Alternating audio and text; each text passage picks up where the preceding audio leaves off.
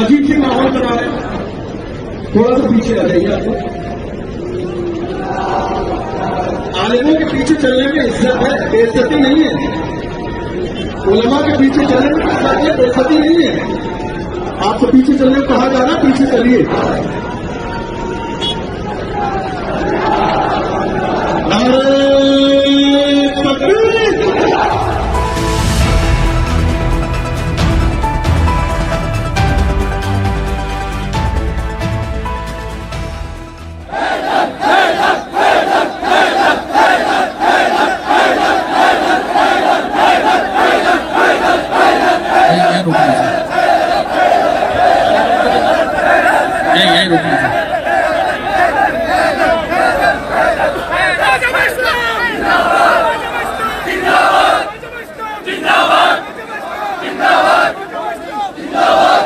मैंने आपको जो बताया था बहुत ही इत्मीनान के साथ, कोई किसी तरह की गलत बात, ज़बरदस्ती का कोई हंगामा, किसी तरह की कोई बात नहीं होगी। जिस काम के लिए, जिस बात को रखने के लिए आप आए हैं, इत्मीनान और सुकून के साथ वो बात रखी जाएगी और इंशाअल्लाह उसके बाद मेमोरेंडम पेश करके हम लोग वापस चलेंगे।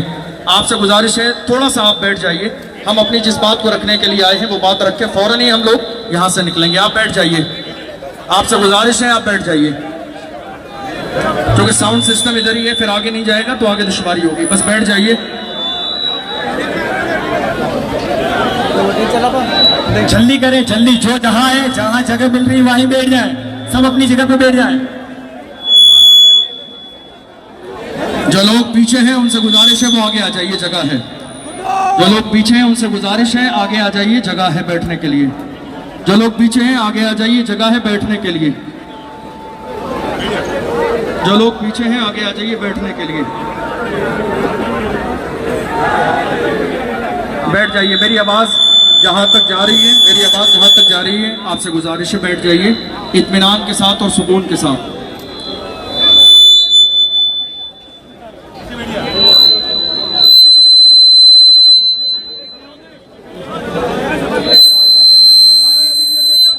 बैठ जाइए आप लोग। इशारा किया जाया करें, इशारे में बैठा करें। बैठ जाइए, जहां तक मेरी आंख नजर लग रही है बैठ जाइए। एक बार में, एक दफा में बैठ जाइए।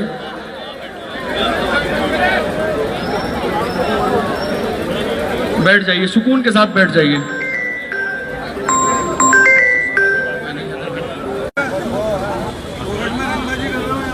आज हमारे और आपके यहाँ आने का मकसद, आपके हमारे और यहाँ आने का जो मकसद है,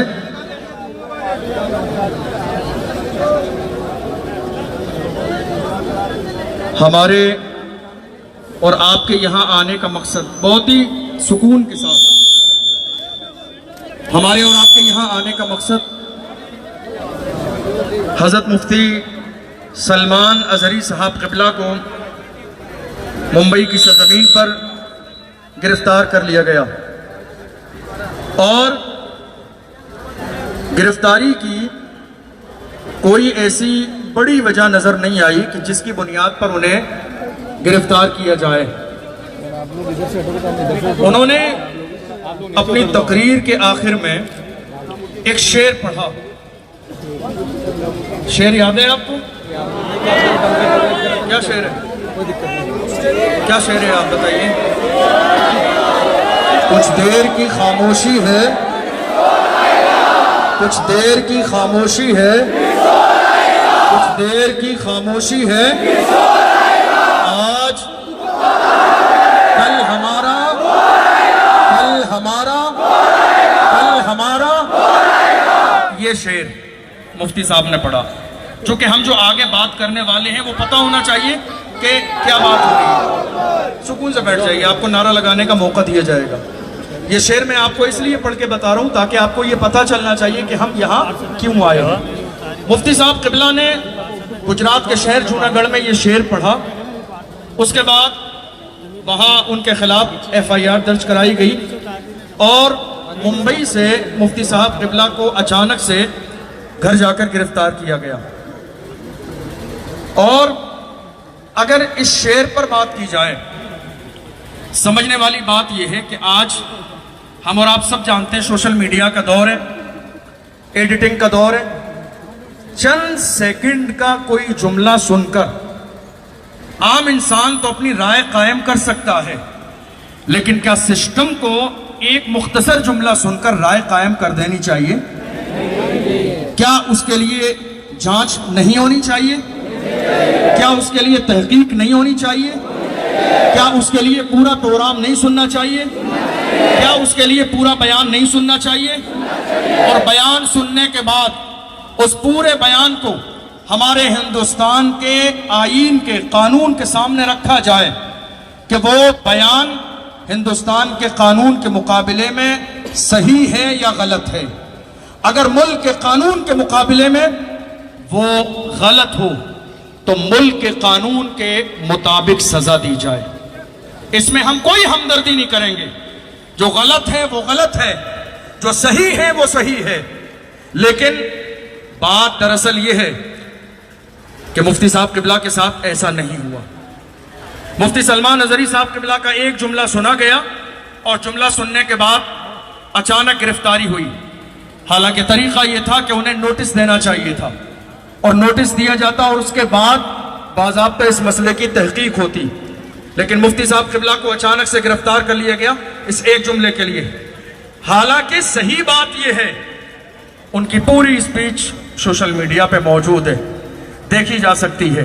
उन्होंने अपनी तकरीर में किसी धर्म का नाम नहीं लिया, किसी मजहब का नाम नहीं लिया, किसी के खिलाफ बयान नहीं दिया, किसी के खिलाफ कोई बयान नहीं दिया। उन्होंने किसी धर्म का, मजहब का कोई भी ऐसा जुमला नहीं कहा। वो अपनी स्पीच मुकम्मल कर रहे थे, करते करते ये एक बहुत पुराना शेर है, बहुत पुराना शेर है जिसको पढ़कर उन्होंने अपनी तकरीर खत्म कर दी। और उससे पहले जैसा कि वीडियो में है, गालिबन वो इजराइल या फलस्तीन के मौजू पर बात कर रहे थे। अब गौर करने वाली बात है, अगर कोई यहाँ ये कहने लगे कुत्ते भौंक रहे हैं तो मैं तो बुरा नहीं मानूंगा, मैं बुरा मानूंगा?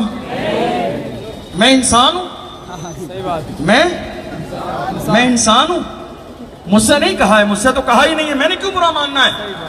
मुफ्ती साहब किबला ने अपना बयान इस अंदाज में मुकम्मल किया और मुफ्ती साहब किबला को गिरफ्तार कर लिया गया इस एक जुमले पर। हालांकि सही बात यह है, अगर कोई इस हवाले से बात करना चाहे तो इससे ज्यादा बड़े बड़े जुमले आज सोशल मीडिया पर मौजूद हैं, और अगर कोई इनकार करना चाहे तो हम दलाइल के जरिए, दलीलों के जरिए यह बात साबित कर देंगे। ये वो दौर है कि इंसान बोलने वाला मुकर नहीं सकता है। ये वो दौर है कि आज YouTube पर सारी चीजें मौजूद है। आपने कब बोला, कहां बोला, क्या बोला, किस लिए बोला, किसके सामने बोला। मुफ्ती सलमान साहब ने अपनी तकरीर में एक आखिर में शेर पढ़ा, लफ्ज कुत्ता कहा, सारे लोग उनकी बगावत करने लगे। लेकिन हाल यह है कि इसी हिंदुस्तान की सरजमीन पर, थोड़े से जमाने पहले की बात है, हरिद्वार की सरजमीन पर धर्म संसद हुई। देखा नहीं देखा आपने? मौजूद है, गूगल किया जा सकता है, यूट्यूब पर देखा जा सकता है। वहां पर बाज़ाब्ता ये ऐलान किया गया 20 लाख मुसलमानों का कत्लेआम किया जाए, ऐलान किया गया, वीडियो मौजूद है, देखी जा सकती है। उसी धर्म संसद में यह भी ऐलान किया गया कि अगर आपको सलामत रहना है या तो मरो या मारो। उसी धर्म संसद में यह भी ऐलान किया गया कि अगर तुम्हें हिंदुस्तान की सरजमीन पर सलामत रहना है तो तुम्हें हाथों में हथियार उठाने पड़ेंगे। जरा जुमले को एक दूसरे के सामने रखकर गौर कीजिए, जरा गौर कीजिए। यहां तक कहा गया कि जिस तरह म्यांमार में सफाई अभियान चलाया गया, मुसलमानों को मारा गया, काटा गया, निकाला गया, इसी तरीके से हिंदुस्तान की सरजमीन पर सफाई अभियान चलाना चाहिए और मुसलमानों को मार मार कर बाहर निकाल देना चाहिए ताकि हिंदुस्तान बाज़ाब्ता मुसलमानों से पाक और साफ हो जाए। ये सारी स्पीच मौजूद है, सारी स्पीच मौजूद है। मुफ्ती साहब किबला, मुफ्ती सलमान अजहरी साहब का अगर बयान आप देखें, लॉकडाउन के जमाने में डासना मंदिर के महंत यति नरसिंगानंद सरस्वती ने हमारे नबी सल्लल्लाहु अलैहि वसल्लम की शान में गुस्ताखी की, और जब हमारे नबी की शान में गुस्ताखी की उस वक्त में मुफ्ती साहब सलमान अजहरी साहब ने जवाब दिया और ये जवाब का सिलसिला काफी लंबे जमाने तक चलता रहा। मैं आपसे कहना चाहता हूं, उस जमाने की सारी वीडियोस मौजूद हैं, सलमान अजहरी साहब की भी और नरसिंहानंद सरस्वती की भी, दोनों की वीडियो को सामने रखें। मुफ्ती सलमान अजहरी साहब लगातार ये कहते रहे, सामने आइए, बैठकर बात कीजिए, मुकाबला होगा, मुबाहला होगा, हम अग्नि परीक्षा देंगे, ये बातें चलती रही। लेकिन दूसरी तरफ से लगातार हमारे नबी की शान में गुस्ताखी की गई, हमारे नबी और नबी के सहाबा को लुटेरों की जमात कहा गया, कुरान के बारे में कहा गया कुरान गालियों से भरा हुआ है माअज़ल्लाह। ऐसे हजारों लाखों जुमले हैं जो कहे गए और उसके बावजूद हालत यह है, किसकी गिरफ्तारी हुई, कौन आज जेल में है, किसको परेशान किया गया, किसे सताया गया। आज देख लो मीडिया का हाल यह है। मैं सबके लिए नहीं कह रहा हूं, जो अच्छे हैं, जो ईमानदार हैं, वो लायक एहतराम हैं, वरना बहुत सारे लोगों ने दुनिया के सामने सिर्फ नाम कमाने के लिए, जरा आप यूट्यूब उठाकर देखो कितने चैनल ऐसे हैं जिन्होंने मुफ्ती साहब के लिए क्या कहा, जहरीला मौलाना पकड़ा गया, जहरीला बयान देने वाला पकड़ा गया, माहौल खराब करने वाला पकड़ा गया। मैं आपसे पूछना चाहता हूं, जहरीला बयान क्या है? दुनिया की यह तारीफ है, जब कोई एक पॉपुलर शख्सियत होती है और जब उसको पकड़ा जाता है, किसी मसले पर गिरफ्तार किया जाता है, तो उसके मानने जानने वाले थाने में आग लगा देते हैं। ये मुल्क की बेशुमार वाकयात हैं, हिंदुस्तान में भी और हिंदुस्तान से बाहर भी। ये अपनी मोहब्बत का अंदाज है। मैं मुफ्ती साहब के बारे में खबर दे रहा हूं आपको, ऐसा बहुत सारी मिसालें हैं। मुफ्ती साहब जिस दिन गिरफ्तार किए गए, जैसे ही सलमान अजहरी साहब को गिरफ्तार किया गया, ले जाया गया थाने में, उनसे मोहब्बत रखने वाले लोगों का एक बहुत बड़ा जम्मे गफीर पूरा हुजूम आके थाने के सामने खड़ा हो गया, नारेबाजी होने लगी, रिहाई के नारे लगने लगे।